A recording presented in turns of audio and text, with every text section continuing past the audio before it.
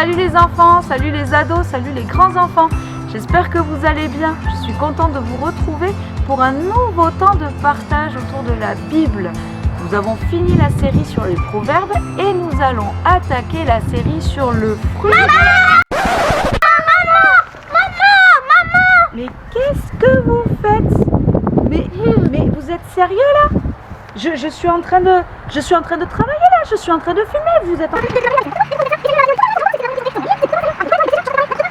On voulait juste te montrer quelque chose de très important. Quoi? Eh mais qu'est-ce que vous faites là? Mais... Ah! Regarde! Et ouais, et quoi?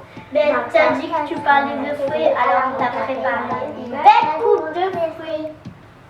Ah ok, non, j'ai pas dit que j'allais parler de fruits, j'ai dit que j'allais parler du fruit de l'esprit. Mais le fruit de l'esprit, c'est quoi ça encore?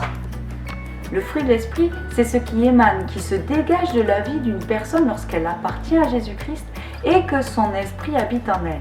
Je t'explique. Tu vois le pommier, il peut produire des fruits plus ou moins bons. Eh bien, dans notre vie, c'est pareil. Nous produisons symboliquement des fruits qui sont plus ou moins bons. Je suis pas un arbre là. Je peux pas avoir un fruit. Non mais c'est symbolique. Le fruit de l'esprit, c'est ce que nous faisons. Ce sont nos actions, notre comportement, nos paroles. Et celui qui appartient à Jésus et qui se laisse transformer par son esprit, forcément, il porte des bons fruits. Oui, donc en gros, le comportement que j'ai eu tout à l'heure quand j'ai grondé les enfants, pas vraiment dire que ça soit un fruit de l'esprit. Alors, si on accepte Jésus dans notre vie, ça veut dire que le Saint-Esprit habite en nous, et donc ça veut dire qu'on est transformé et qu'on porte des bons fruits. C'est bon, t'as compris? Mais qu'est-ce que c'est exactement le fruit de l'esprit? Dans la Bible, dans le livre de Galates au chapitre 5 et au verset 22, il est dit: mais le fruit de l'esprit, c'est l'amour, la joie, la paix, la patience, la bonté,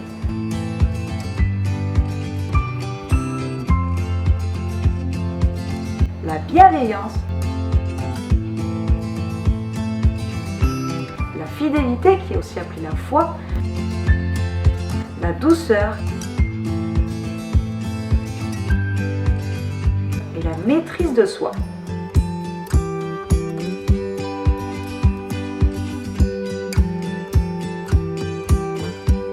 Allez, on va aller dans la Bible pour essayer de trouver une histoire qui pourrait nous aider à comprendre tout ça.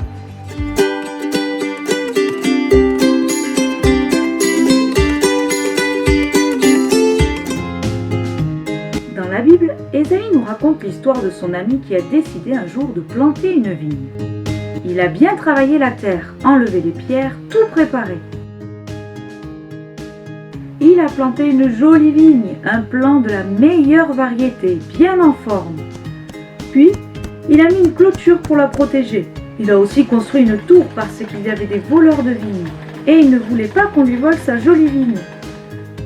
Tout ce qu'il voulait et espérait, c'est que cette vigne donnerait plein de beaux gros raisins juteux avec lesquels il pourrait faire du jus, des salades de fruits et tout ce qu'on peut faire avec du bon raisin. C'est pour ça qu'il a aussi construit un beau pressoir. C'est ce qui sert à presser les grains pour faire le jus ou le vin. Mais au moment de récolter, la vigne n'avait fait aucun raisin. Rien du tout. Walou, nada, nothing. Alors cet ami est venu voir Ésaïe et ses autres amis et il leur a dit: qu'en pensez-vous? D'après vous, qu'est-ce que je devrais faire avec cette vigne? Je ne peux rien faire de plus. J'ai tout essayé, mais rien à faire. Elle ne m'a pas fait un grain de raisin. Pourquoi? Cet ami a donc décidé d'arracher la vigne. Ça sert à rien de la garder. Elle ne donne pas de fruits. Je vais enlever la clôture, détruire la tour. Tant pis si tout le monde vient marcher dessus et si les mauvaises herbes poussent. Ce sera un terrain vague. Je ne m'en occuperai plus. Ésaïe, qui raconte cette histoire, nous explique que la vigne de Dieu, c'est son peuple, Israël, et que tout comme le vigneron a tout fait pour cette vigne, Dieu a tout fait pour son peuple. En retour, il espérait que son peuple l'aimerait, respecterait ses conseils, lui obéirait. Eh bien non. Ils se sont éloignés de lui et n'ont porté aucun fruit. On pourrait penser que c'est triste pour eux, mais sais-tu que Jésus a aussi dit à ses disciples qu'ils devaient porter du fruit et du bon fruit. Mais aujourd'hui, d'après vous, c'est qui le peuple de Dieu? Et oui, le peuple de Dieu aujourd'hui, c'est nous, celui qu'il a adopté. Et en tant que tel, nous aussi, nous devons porter du fruit parce que Dieu prend tellement soin de nous. Il a envoyé son Fils pour nous sauver, il nous a donné son Saint-Esprit pour nous aider, il nous protège et nous garde et il nous aime. Tout comme l'a mis avec sa vigne. Mais nous, il faut que nous fassions attention à ne pas être comme un arbre, une vigne qui ne porte pas de fruits. C'est-à-dire que nous ne soyons pas des enfants, des hommes, des femmes qui n'obéissent pas à Dieu, qui font n'importe quoi et qui ne font pas ce que Dieu attend et espère, un bon fruit.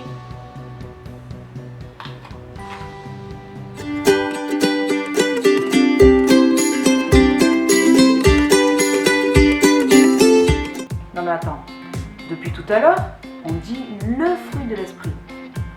Pourtant, si j'ai bien compté, vous en avez compté combien vous? Ça fait 9? Et oui, il y en a bien 9. Mais tout comme la pomme est un seul fruit et pourtant elle est composée de la chair, de la peau, des graines, de la queue, et bien le fruit de l'esprit c'est pareil. Ce n'est qu'un seul fruit mais qui est composé de plusieurs éléments. C'est comme si on prenait un saladier qui représente le fruit de l'esprit et que dedans tu mets l'amour, la joie, la paix, la patience, la bonté,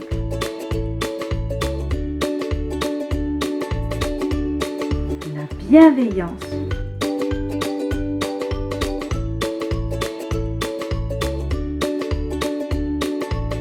la fidélité,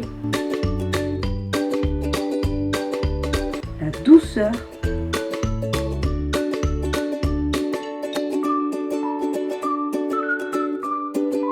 et la maîtrise de soi.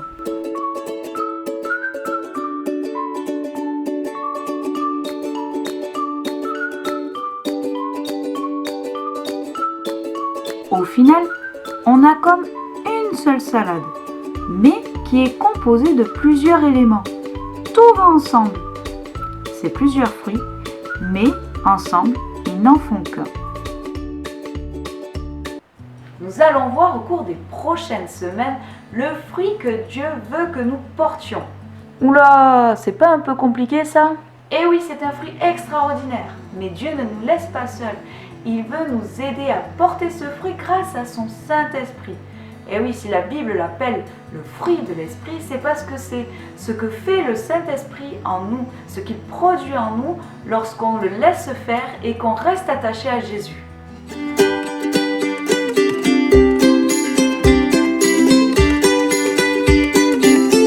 Vous avez compris, dans les prochaines semaines, nous allons parler des différents éléments qui composent le fruit de l'Esprit. Donc cette semaine, je vous mets au défi d'apprendre de connaître par cœur Galates chapitre 5 verset 22 et de connaître du coup tous les éléments, toutes les caractéristiques qui composent le fruit de l'esprit.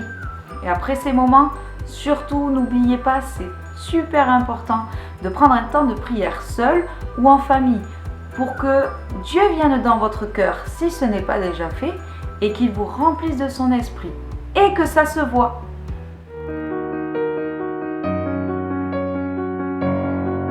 Mais le fruit de l'esprit, c'est l'amour, la joie, la paix, la patience, la bonté, la bienveillance, la fidélité, la douceur, la maîtrise de soi.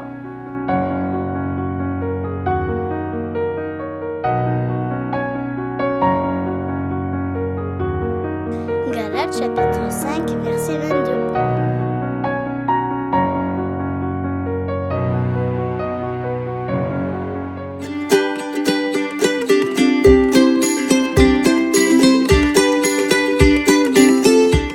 d'avoir passé ces moments avec nous. Que Dieu vous bénisse. On se dit à bientôt. Et surtout, Portez des fruits!